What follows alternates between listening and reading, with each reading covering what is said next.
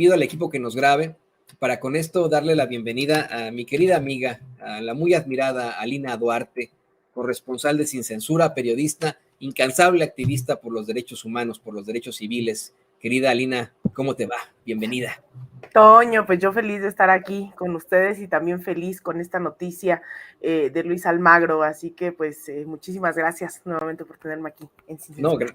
Gracias a ti por estar aquí con nosotros, ya sabes que es siempre un placer que podamos platicar este tipo de temas contigo. Yo sé que tú durante muchos años has estado investigando precisamente a Luis Almagro, sus irregularidades, eres una de las voces más críticas, más fuertes sobre este sujeto que ha detentado desafortunadamente la dirección de la Organización de los Estados Americanos y que, como tú siempre lo has denunciado, ha estado al frente de golpes, verdaderos golpes de Estado, como el ocurrido en Bolivia. Hace unos momentos le platicábamos al público consentidor de Sin Censura que 8 congresistas demócratas piden ya una investigación a fondo sobre Luis Almagro ante fuertes sospechas de irregularidades en el ejercicio de sus funciones como secretario general de la OEA, y pues esto podría incluso atraer algún tipo de consecuencia penal. Querida Lina, ¿crees que así como Guaidó, así como muchos politiqueros mexicanos, vaya de pronto a decir Luis Almagro que es un perseguido político de Biden?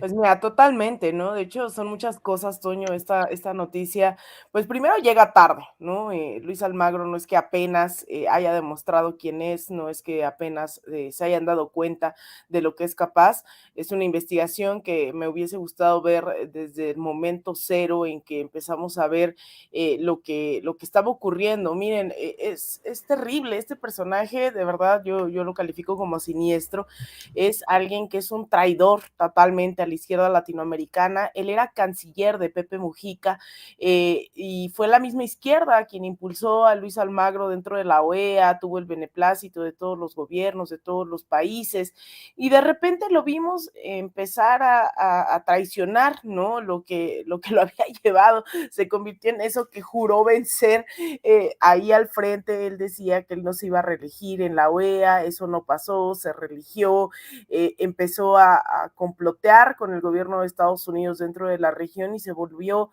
todo un títere, ¿no? Dentro de nuestros países. Y vimos episodios tremendos ahí en esa carta de los demócratas, hablan de episodios en Honduras, en Bolivia, y eso llama la atención porque son pues legisladores que están rompiendo un pacto, ¿no? Insisto, viene tardísimo esta investigación. De hecho, hace unos meses se le investigaba por esta relación que había tenido con alguien que estaba dentro de la OEA, ¿no? Y que si eso había roto el código de ética, cuando nosotros y nosotras decíamos, es que eso en realidad es lo menor, ¿no? O sea, el tema es que ha permitido el asesinato de muchísimas personas. A mí me tocó cubrir, de hecho, la OEA, los años que viví en Washington, y a mí me tocó ver quién era este personaje, ¿no? En su momento es el gobierno de México, ¿no? Quien encabeza la afrenta en contra de Venezuela bajo Luis Videgaray. Somos nosotros quienes encabezamos el Grupo de Lima en su momento, y Luis Almagro era este personaje, ¿no? Que se la pasaba abrazando al embajador de Colombia, incluso pues mandaban a llamar tal cual a los secretarios de Estado en su momento. Mike Pompeo también fue a decirles qué hacer a todos los gobiernos ahí en la OEA. Y lo que vimos en los últimos años es atroz, es un Luis Almagro que está dispuesto absolutamente a todo, ¿no? Es un Luis Almagro que permitió el cuestionamiento irregular a las elecciones en Bolivia en octubre del 2019, empezaron a sugerir los observadores, ¿no? De estas misiones especiales de la OEA, sugerían que había habido un fraude, lo cual era totalmente una locura, era un lenguaje que no suelen usar estas misiones de observación electoral, lo cual desató protestas por todo el país, desató una ola pues de golpismo, ¿no? Dentro de estos grupos fascistas, y concluyó con el asesinato de casi 40 personas en Bolivia, en las comunidades de Sacaba y de Sencata. Eso fue uno de los episodios. El otro, digo, la lista es lamentablemente larga.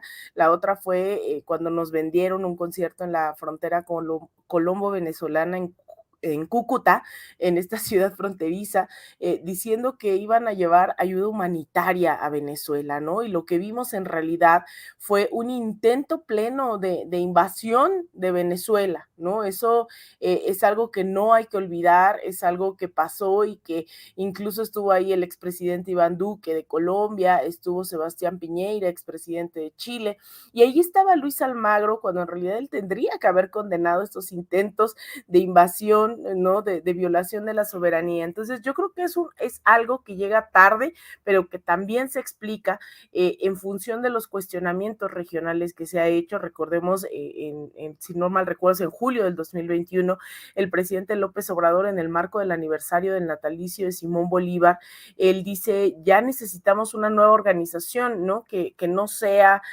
¿cómo dice? No me acuerdo cómo se refiere a la OEA, pero empieza toda esta idea de que lo que vamos a ver durante los próximos años va a ser una nueva propuesta de México, de una nueva organización. Y de hecho, la cumbre de la CELAC que se lleva a cabo aquí en la Ciudad de México en ese momento, en la cual pues viene Nicolás Maduro, vienen todos estos personajes que Estados Unidos no quería que ocurriera, y aún así el presidente López Obrador dice, van a venir todos, ¿no?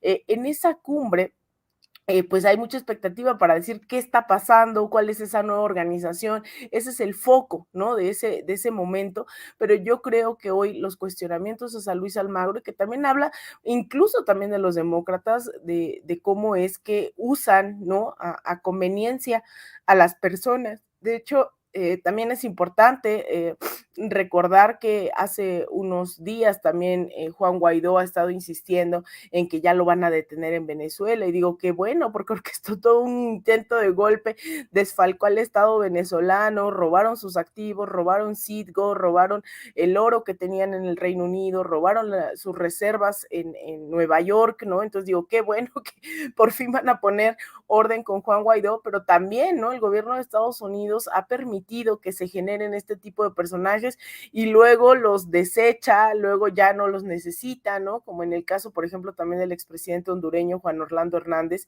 que pues se sabía, ¿no? La gente denunciaba todo el tiempo esta clara complicidad con el narcotráfico, y al final fue hasta que salió de su gestión que lo detienen y ahora está también en una cárcel de Nueva York. Entonces, es importante señalar cómo es que también Estados Unidos creo que es cómplice, ¿no? De todas estas atrocidades, y de repente vienen ciertos demócratas a lavarles la cara diciendo como ahora sí hay que investigar cuando vamos bastantes años atrás, querido Toño. Y sabes que hay una situación muy, muy clara en cuanto, y que tú y yo hemos platicado muchas veces aquí en Sin Censura, en cuanto a la realidad de Estados Unidos. Y con esto le voy a pedir a